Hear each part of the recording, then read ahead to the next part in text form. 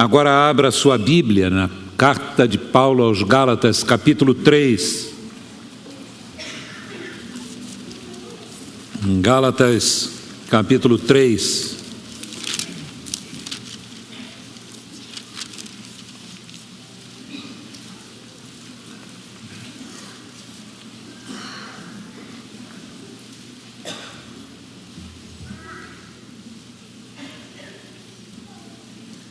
Abriu em Gálatas capítulo 3, versículo 11. É evidente que pela lei ninguém é justificado. Entrou novamente a questão da justiça de Deus. Ninguém é considerado justo diante de Deus, porque o justo viverá da fé. Hebreus, capítulo 10.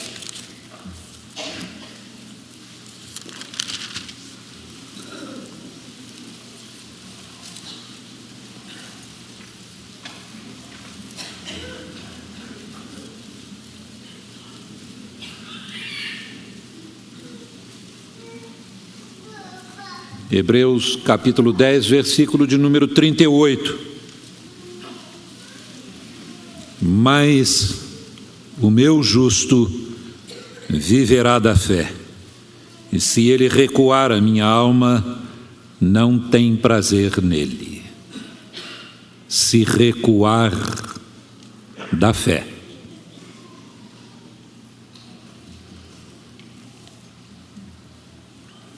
Os evangelhos contam o início, a origem do cristianismo. Quando você lê Mateus, Marcos e Lucas,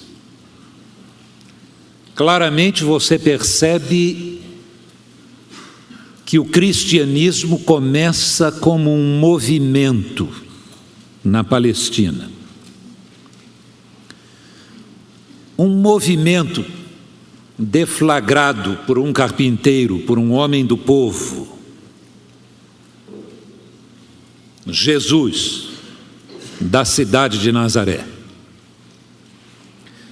Jesus percorre Israel pregando, e o cerne de sua pregação é o reino de Deus, é a vontade de Deus interferindo, chegando para reassumir o controle deste mundo que é de Deus. A proporção que os evangelhos vão falando sobre a vida de Jesus, e eles não coincidem na ênfase que dão aos diversos aspectos da vida de Jesus, vai chegando ao final da vida do Cristo, o Messias. E aí, eles se detêm, eles dão maior atenção, um enfoque maior, não à vida de Jesus, mas à sua morte. A própria pregação de Cristo apontava na direção de sua morte. Ele declarou de maneira muito clara: o Filho do Homem veio para dar a sua vida em resgate de muitos. Morto na cruz, os discípulos de Jesus debandaram, mas no domingo, onde eles se encontravam, Jesus apareceu a esses discípulos, alguns em Jerusalém, outros saindo de Jerusalém e a caminho da cidade de Emaús, retornaram para Jerusalém e ali eles alimentaram, à luz da experiência que tinham tido, a convicção de que Jesus tinha ressuscitado. E a ordem era de que fossem para a Galileia. para o monte onde Jesus já tinha estado com eles. À proporção que iam para a Galileia, outros foram se juntando a eles.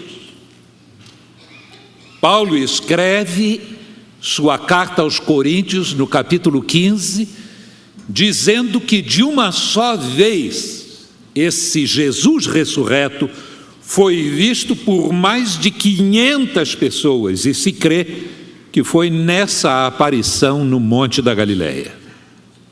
Paulo chega a dizer na carta aos Coríntios que mais da metade, mais de 250, ainda estavam vivos quando ele escreveu a carta aos Coríntios. Desceram do monte com uma incumbência. A incumbência era irem por todo o mundo como um movimento, pregando o Evangelho a toda criatura. Evangelho significa boas notícias. O cristianismo, então, surge como um movimento que traz para o mundo uma boa notícia. Que boa notícia é essa? A boa notícia é exatamente essa acerca da justiça de Deus. De que a justiça de Deus e a sua misericórdia, o fato de Deus ser justo e íntegro, o fato de que Deus deve julgar o pecado humano, os erros humanos, a maldade humana, o fato de que essa justiça havia chegado à terra. Ora, meus prezados amigos, esse assunto de justiça é um assunto perigosíssimo. Eu já disse aqui, pelo menos 2 vezes, que nós temos ideias diferentes em relação a essa questão da justiça de Deus e da nossa própria justiça. Por exemplo, nós preferimos crer no amor de Deus, na misericórdia de Deus, de que Deus perdoa, e nos esquecermos deliberadamente do fato de que Deus é justo. E a ilustração que eu uso é de alguém que coloca o seu carro no estacionamento aqui atrás, na área da quadra de esportes da igreja, e o seu carro está lá muito bem, paradinho, e chega uma irmã, aliás, um irmão, que vai tirar o seu carro, dá uma ré, além do ponto, e amassa o carro desta pessoa.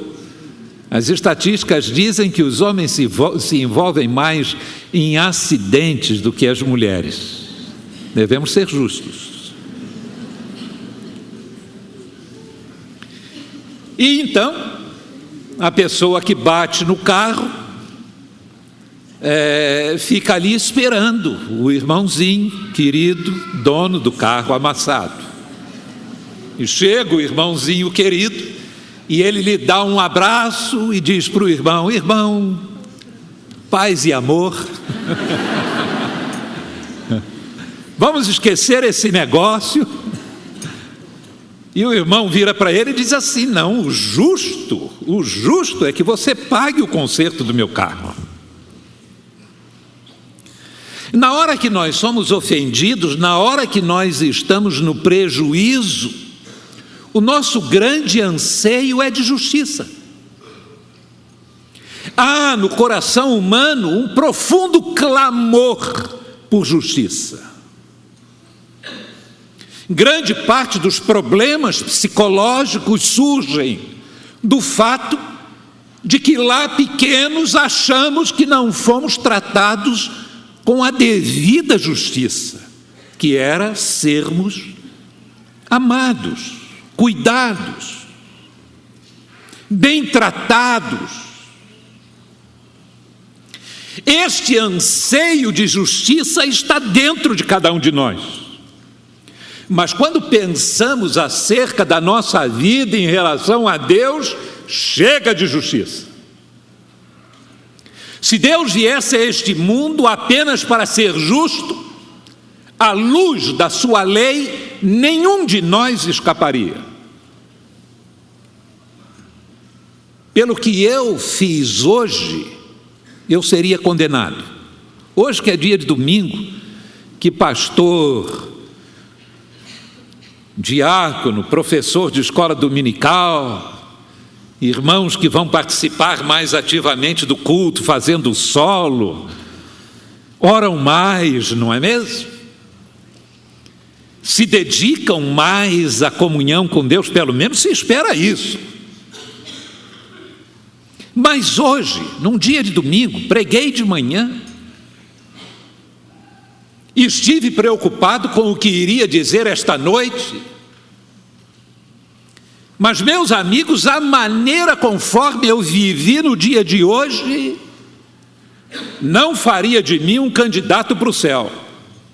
Pela justiça de Deus, eu não poderia cantar junto com o coral da igreja: para o céu eu irei. Se eu tivesse que ser verificado, analisado e julgado pela lei de Deus, eu estaria condenado. Perguntaram a Jesus qual era o mandamento mais importante da lei. E Jesus disse: olha, o mandamento mais importante é esse: amarás ao Senhor teu Deus sobre todas as coisas, com toda a tua alma, com toda a tua força, com todo o teu entendimento, e ao teu próximo como a ti mesmo. Hoje eu não fiz isso. Eu não amei a Deus com todas as minhas forças, alma e entendimento durante o dia de hoje. E não amei ao meu próximo como eu amo a mim mesmo. Essa é a verdade nua e crua. Ora, à luz da justiça de Deus, o homem estaria debaixo de condenação. Mas Deus ama o homem e enviou Jesus a este mundo para ali na cruz o amor de Deus e a justiça de Deus se encontrarem em Cristo. No Velho Testamento, um homem levava um cordeiro, colocava a sua mão sobre a cabeça do cordeiro, como que transferindo a sua culpa para o cordeiro, e o cordeiro era imolado, era morto em seu lugar. E a mensagem durante séculos para o povo de Israel, que aguardava o Messias, era essa: toda alma que pecar morrerá. Toda alma que pecar morrerá. A menos que Deus resolva esse problema diante da justiça de Deus, não há possibilidade para o ser humano. Um dia chegou Jesus e João Batista olhou na direção dele e disse assim: eis o Cordeiro de Deus que tira o pecado do mundo. A boa notícia então era essa: a justiça de Deus havia se revelado e também o seu amor. Jesus Cristo carregou os nossos erros, a nossa culpa, morreu por causa disso. Ele disse: é necessário, o Filho do Homem veio para dar a sua vida em resgate de muitos, para resgatar, para salvar a muitos. Era esta grande notícia extraordinária. E outra, o Evangelho de João, quando fala sobre Jesus, não fala sobre seu nascimento, fala sobre sua pré-existência. Ele começa o seu evangelho dizendo: no princípio era o verbo estava com Deus, o verbo era Deus, todas as coisas foram feitas por ele, o verbo, e sem ele nada do que foi feito se fez. E o verbo se fez carne e habitou entre nós. E vimos a sua glória como a glória do Filho único do Pai. João prossegue dizendo: porque Deus amou o mundo de tal maneira que deu seu Filho único, para que todo aquele que nele crê tenha fé, não pereça, mas tenha a vida eterna. Mas o justo viverá da fé. É a reverberação do resto do Novo Testamento a essas palavras. Essas três expressões do Novo Testamento, essas três citações do Novo Testamento, são, na verdade, uma citação do Velho Testamento, do livro de Abacuque. Você pode abrir lá no Velho Testamento, no livro de Abacuque, no capítulo 2. O nome do livro é esquisito, mas a mensagem é maravilhosa. Abacuque, capítulo 2. Se você tem uma Bíblia semelhante à que nós usamos, está na página 767.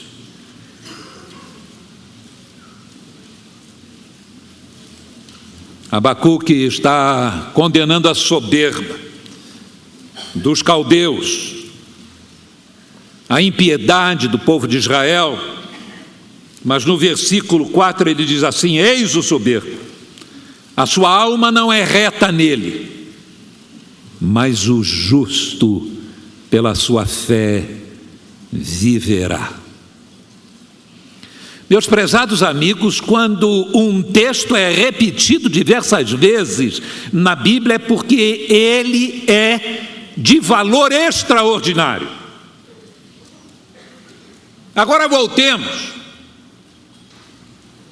João começa o seu evangelho dizendo que Deus se fez carne, habitou entre nós. Eu preguei um sermão aqui sobre esse texto no início deste ano, e eu pedi que vocês imaginassem seres de uma outra galáxia chegando aqui à Terra com soluções científicas para os problemas humanos, com cura para as nossas enfermidades. E então esses seres aqui chegando e dizendo: viemos em paz, viemos para ajudar os homens, e aparecendo nos jornais, na telinha da televisão de cada família. O mundo inteiro se voltaria para ver isso. E então eu disse que João começa o seu evangelho para dizer que não veio um ET aqui na terra, mas o próprio Criador veio aqui. Ele se fez carne e habitou entre nós. Esta é a grande notícia.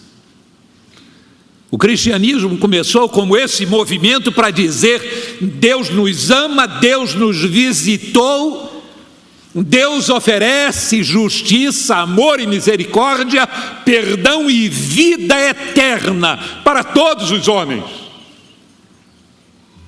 E os homens recebem isso através da fé, confiando em Deus, se voltando para Ele e para Jesus.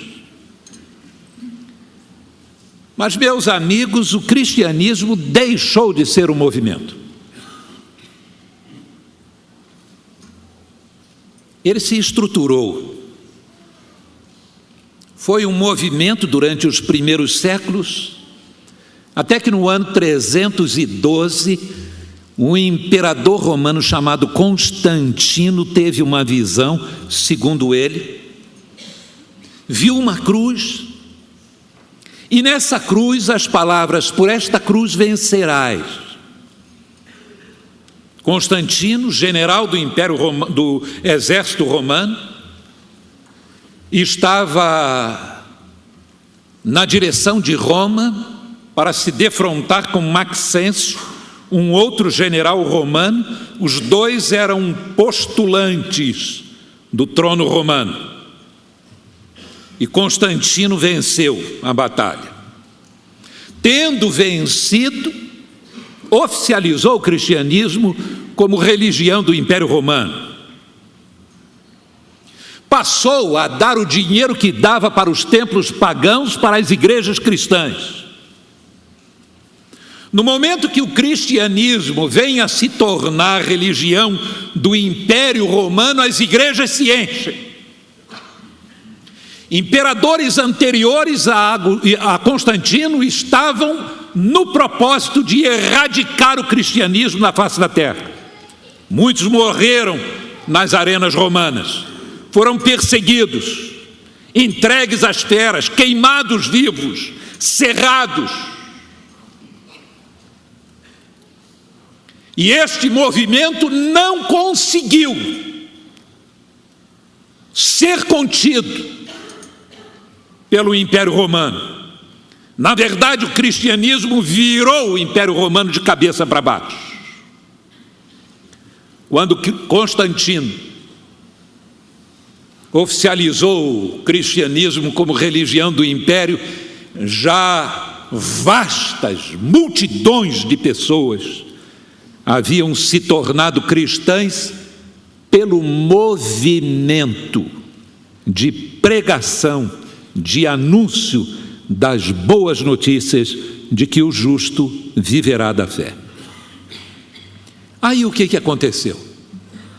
Multidões ainda mais numerosas de pagãos correram para as igrejas. Religião era uma coisa e é uma coisa que tem pouca importância se o homem não se encontra com Deus e não conhece a Deus. Todas as religiões são iguais. São. Todas as religiões têm um pouco de verdade. É verdade. Mas religião é religião e Deus é Deus. E pessoas estavam prontas a deixar a sua religião e trocar por outra. Ainda mais se essa era a melhor medida do ponto de vista político. E aí, meus amigos, aquele monte de gente nas igrejas cristãs, sem terem crido em Jesus, começaram a pesar dentro da igreja. Líderes cristãos bem intencionados começaram a pensar: como é que nós vamos ser igreja? Como é que nós vamos ser povo de Deus agora, nessas novas circunstâncias? E aí o cristianismo se tornou também religião. Chegou em Roma e deixou de ser um movimento e se tornou religião. O que é religião e o que é cristianismo? Cristianismo, basicamente, são as boas notícias daquilo que Deus já fez, de que Deus faz, e que o homem recebe pela graça de Deus sem nenhum merecimento. Religião é o homem fazer alguma coisa. Essa é a essência da religião. É aquilo que o homem pode fazer. Então o homem deve fazer isso, deve fazer aquilo, precisa se batizar, precisa isso, precisa aquilo outro. Mas esse cristianismo estruturado enfrentou outras dificuldades. Quais foram? Primeira dificuldade: como agora ensinar a todo esse pessoal? E aí a referência para ser povo de Deus não foi encontrada no Novo Testamento, mas foi encontrada lá no Velho Testamento, o povo de Israel. O cristianismo quis se assemelhar ao povo de Israel. A questão e a necessidade pedagógica. Como é que Israel ensinava as coisas? Festas. Festa da Páscoa, festa do Purim, festa dos pães ázimos, festa dos tabernáculos. E naquelas festas o povo se reunia para festejar e os pais explicavam para os filhos, os líderes religiosos explicavam para os filhos, para que, participando da festa, eles aprendessem. Era um ensino voltado para a comunidade e não uma pregação voltada para o indivíduo, para pedir do indivíduo uma resposta de fé. No Velho Testamento, o cristianismo perdeu de visão o Novo Testamento. É interessante que a palavra pastor é uma palavra frequente no Novo Testamento. Mas não há sacerdotes cristãos no Novo Testamento. A igreja se encheu de sacerdotes. Passou a ter sacrifícios como Israel. Passou a sacrificar de novo o Filho de Deus que já havia sido sacrificado. E a igreja então, o cristianismo então oficializado, foi ganhando essas feições estruturais, religiosas, tendo como base o exemplo de Israel do Velho Testamento. Aí, meus prezados amigos, para se esquecer da mensagem do movimento que começou na Palestina, o justo viverá da fé, foi um processo de anos. Aquelas reuniões semelhantes às de Jesus com os seus discípulos, a dos primeiros cristãos nas casas, religiões simples, em que se orava, se cantava, aquilo foi morrendo. As pessoas queriam, agora que tinham vindo do paganismo, reuniões cristãs mais exuberantes, com cores, aromas, barulho, diferentes. No paganismo eles encontravam essas coisas e agora no cristianismo não havia isso. Então essas coisas foram sendo adicionadas por necessidade de cultura popular. Até que, vivendo e atravessando a Idade Média, um período terrível da história, um período em que qualquer diversidade era uma ameaça, que o pensamento deveria ser monolítico. O cristianismo acabou de se perder. Então, um dia, há 487 anos atrás, um monge agostiniano chegou nas portas da igreja onde ele era sacerdote e afixou 95 teses. Isso aconteceu no dia 31 de outubro de 1517. Hoje estamos comemorando esse aniversário. A ordem do culto foi em função disso. O justo viverá da fé. E estas expressões que aparecem aqui, obrigado, Gel, na ordem do culto, são expressões do latim e que faziam parte dessas teses. Sola fide, só uma fé, sola escritura, somente a escritura, somente a fé, somente a escritura, somente a graça, somente Cristo. Essas eram as teses principais. Uma tentativa de retornar àquele movimento inicial. No mundo monolítico, no mundo militarizado, no mundo onde as ideias não eram discutidas entre teólogos, mas definidas através da guerra, este monge sobreviveu graças à interferência dos príncipes alemães, que não se converteram também, que não colocaram a sua fé em Jesus, mas que estavam de olho nas terras da igreja oficial.